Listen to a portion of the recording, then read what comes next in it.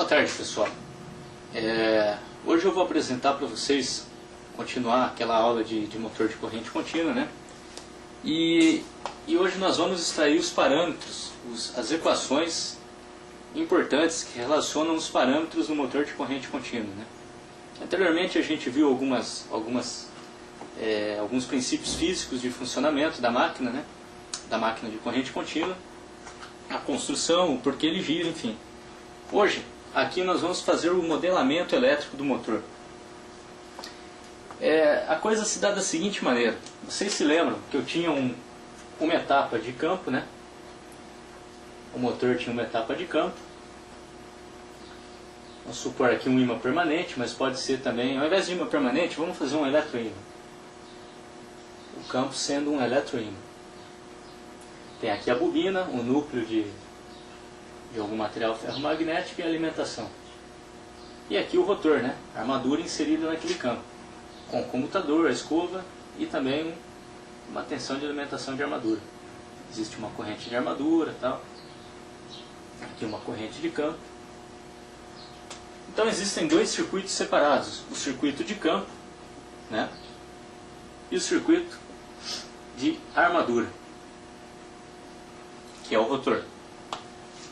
Para a gente conseguir relacionar os parâmetros importantes para nós, quais são os parâmetros importantes? Nós queremos saber o que do motor, o que nos interessa?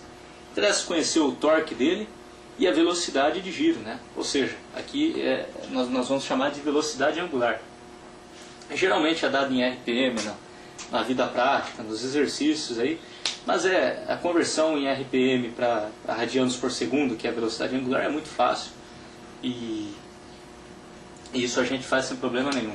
Então, na verdade, o que nos interessa é conhecer o torque do motor e a velocidade dele, em função do que nós temos acesso.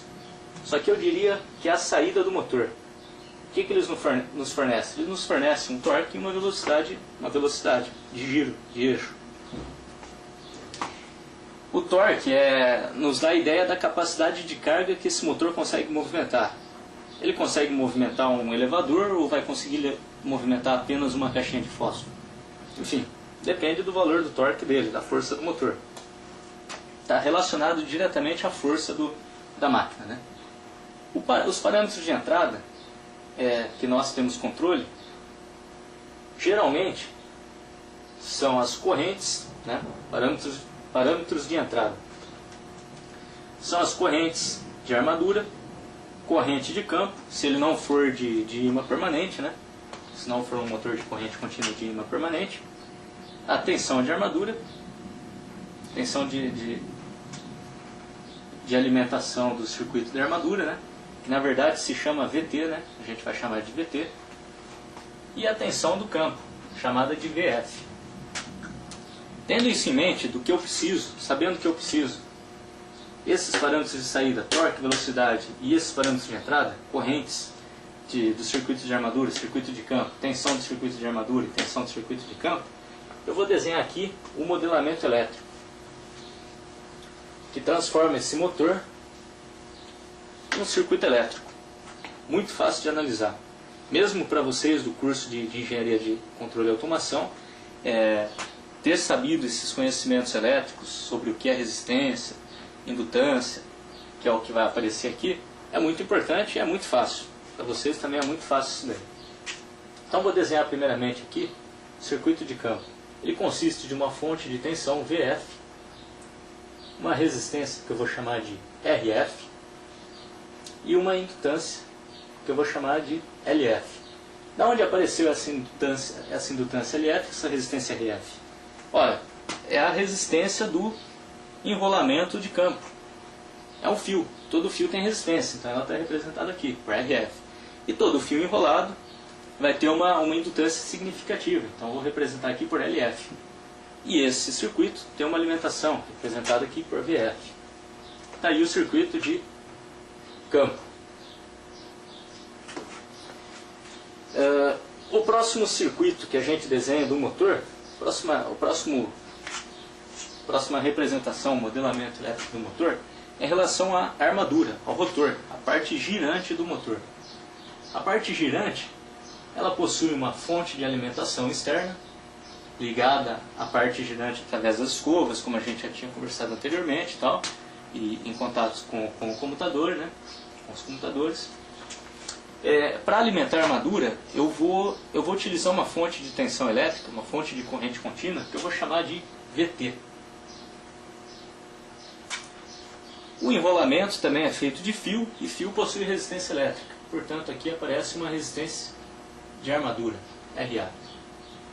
E como é um enrolamento, ele tem uma indutância significativa, aparece uma indutância de armadura. Agora aqui, deixei esse espaço aberto pelo seguinte. Aqui é onde realmente está o eixo, vou representar aqui o eixo do motor. O eixo do motor que possui um giro com velocidade e torque. Velocidade angular do motor e torque do motor. Lembrando que velocidade angular é dada em radianos por segundo ao longo desse desenvolvimento, e o torque é dado em newton vezes metro, também conhecido como conjugado ou binário, enfim. Esse espaço aqui que eu tinha deixado aberto, ele diz respeito ao seguinte. Lembra do princípio 3, lá talvez o segundo vídeo que a gente fez, que falava sobre a indução? Todo fio se deslocando num campo magnético ou num campo eletromagnético, ele vai ter induzido nos seus terminais uma tensão elétrica. E aqui é o que acontece. Existe um campo, um conjunto de fios, bobinas, que é o rotor, a armadura, girando imerso num campo magnético, num campo eletromagnético, no circuito de campo. Portanto, essas bobinas, essas espiras do rotor, terão também uma tensão gerada nelas, né? Que ela é representada aqui por EA. Então tá aí. Esse aqui é o circuito é o modelamento elétrico do motor. Vou escrever aqui, ó. Modelo elétrico do motor de corrente contínua. Isso aqui é um modelo generalizado, né? Vamos supor que o nosso aqui é o estator, né? Estator ou armadura. Bom, como eu estava falando, logicamente, se eu tenho um motor de ímã permanente, que é muito comum, muito usado aí pelo pessoal que trabalha com automação, engenharia de controle, se eu tenho um motor que tem ímã permanente, ele não tem um circuito de campo. Ele não tem um eletroímã, ele é um ímã permanente. Portanto, esse circuito de campo aqui cai fora. A única coisa que vai nos interessar daquele ímã permanente, vamos supor que seja uma ferradura, é a quantidade de linhas de campo, representado pelo parâmetro φ. A quantidade de linhas de campo é diretamente proporcional à chamada de fluxo magnético, que é a letra grega φ, que aqui eu vou chamar de φd. Bom, só para dar um adendo aí, essa letra F, esse índice F da resistência de campo, indutância de campo, tensão de campo, ela vem do termo field, da palavra inglesa field, campo. E a letra A, obviamente, vem da palavra armadura. Isso faz uma certa mistura aí entre português e inglês, mas é devido ao uso corrente nos livros, né, na literatura disponível nas bibliotecas, nas livrarias, enfim. Então, tenho aqui o meu modelo elétrico. Agora, chega uma parte bastante importante, que é extrair as equações desse modelo elétrico. Como se dá isso?